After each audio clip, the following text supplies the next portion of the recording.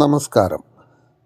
നമ്മൾ ജീവിതത്തിൽ ഒരുപാട് ബുദ്ധിമുട്ടുകളും പ്രയാസങ്ങളും മാനസിക വിഷമങ്ങളൊക്കെ സംഭവിക്കുമ്പോൾ പല കർമ്മങ്ങളും പൂജകളും വഴിപാടുകളൊക്കെ ചെയ്ത് പല കാര്യങ്ങളും സാധിച്ച് എടുക്കുന്നവരുണ്ട്. പല ആളുകൾക്കും അത് സാധിച്ച് കിട്ടാറുണ്ട്, പല ആളുകൾക്കും അത് സാധിച്ച് കിട്ടാറുമില്ല, എത്രയൊക്കെ ശ്രമിച്ചാലും.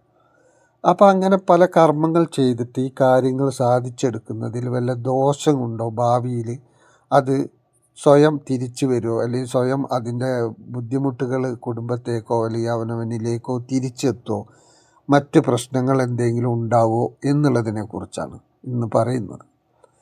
നമ്മുടെ വിജയത്തിനും നമ്മുടെ മനസ്സിന് നേരായ രീതിയിൽ മുന്നോട്ട് പോകാനും വേണ്ടി നമ്മൾ എന്ത് ചെയ്യുന്നതും ജീവിത വിജയത്തിന് ആവശ്യമായിട്ട് മനസമാധാനത്തോടു കൂടി ഇരിക്കാൻ വേണ്ടി മറ്റൊരാൾക്ക് ദോഷമില്ലാതെ ചെയ്യുന്ന കർമ്മങ്ങൾക്കൊന്നും നമുക്ക് ശക്തമായിട്ട് മറ്റ് ദോഷങ്ങളോ ബുദ്ധിമുട്ടുകളോ ഒന്നും വരില്ല.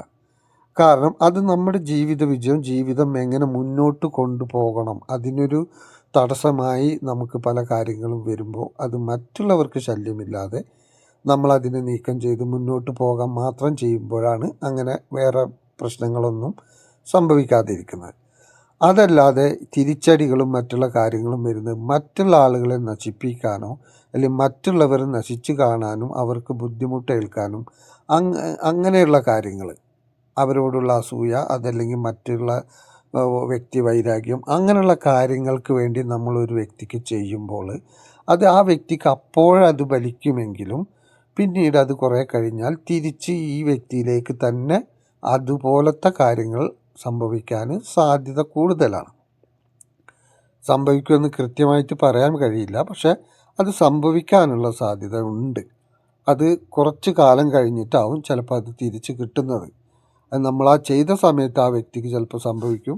അത് കഴിഞ്ഞ് കുറച്ച് കാലം കഴിഞ്ഞാൽ അതിനനുസരിച്ച ഒരു കർമ്മം തന്നെ നമ്മളിലേക്കും മടങ്ങിയെത്തും.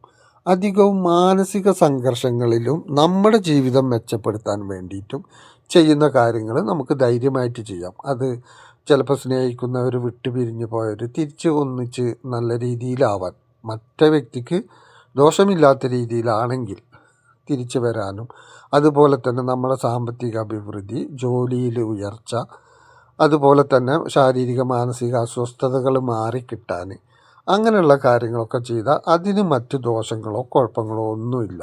കാരണം അത് നമ്മുടെ ജീവിതത്തിന് ആവശ്യമായ കാര്യങ്ങളാണ്. നമ്മൾ മറ്റുള്ളവരെ ദ്രോഹിക്കാനും മറ്റുള്ളവർക്ക് ഉപദ്രവം ചെയ്യാനും വേണ്ടി ശ്രമിക്കുമ്പോൾ മാത്രമാണ് നമുക്കതിനെ നമ്മളിലേക്ക് തന്നെ തിരിച്ചടിക്കുന്നതും നമുക്ക് തന്നെ ദോഷമായി തീരുന്ന കാര്യങ്ങൾ സംഭവിക്കുന്നതും.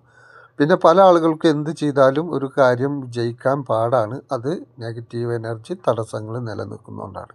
പിന്നെ ഇതിനെക്കുറിച്ചൊക്കെ കൂടുതൽ നിങ്ങൾക്ക് അറിയണമെങ്കിൽ വാട്സപ്പ് നമ്പറിൽ മെസ്സേജ് ചെയ്താൽ മതി. അത് വ്യക്തമായിട്ട് മനസ്സിലാക്കാൻ കഴിയും. അപ്പോൾ എല്ലാവർക്കും നന്ദി, നമസ്കാരം.